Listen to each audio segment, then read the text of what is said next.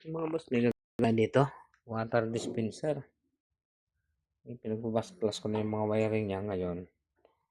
Tanggal na to. Inirekta ko muna siya. Yung thermostat niya, binapas ko muna siya. Tinanggal ko rin yung connection dito sa switch niya. So, inirekta ko na lang siya sa kanyang relay. Ito yung supply niya sa kulay blue na ito. At saka itong kulay brown. Ito. Yan, dalawa.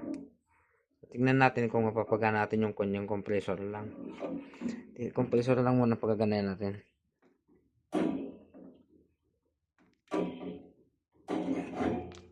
So, tuloy pa lang din naman natin yung yung gagamit nito. Din natin padadaanin sa mga aparato niya na iba, yung heater, yan. Yan natin paganayan niya kung sakaling sira naman yung kanyang heater. Hindi ko ba tinestin yung kanyang heater? So, saksak natin. Yan. So, pantayan natin. Yan. Tingnan natin kung gagana yung kanyang compressor. So, wala. Siyang gana. I-install ko nga yung supply na ginawa ko dito. Yan. Wala siyang power. Ibig sabihin, may problema sa wire. So mga boss, nahanap natin yung problema. Ating amperahe. Kasi pinagana ko siya. Manual.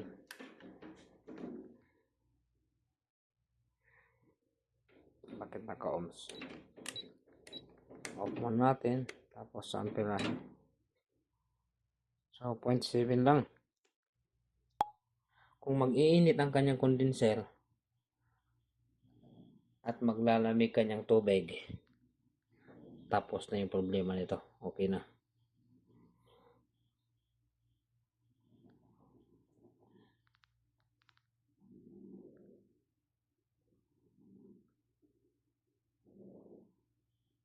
So yun. Malamig. Yan, nakukulay puti siya. Dagdagan pa natin ng tubig. Ayan, nakabypass lang muna siya. Bypass lang muna tayo para direct to the point tayo kung sira naman compressor o hindi pa.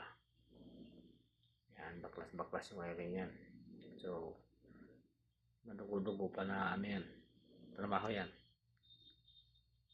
Yan o, nalilig.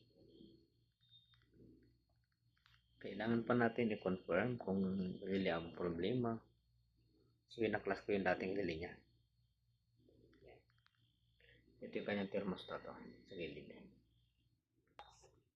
Ito kanyang amperahe 0.7, so walang pagbabago. Ang kanyang condenser ay mainit na. So, ayan. Mainit na. Ibig sabihin, kondisyon ng ating kompresor. At saka yung tubig, ayan, may ice na ito. May ice yan. Malamig na yung tubig niya. Ayos. Malamig na ang kanyang tubig.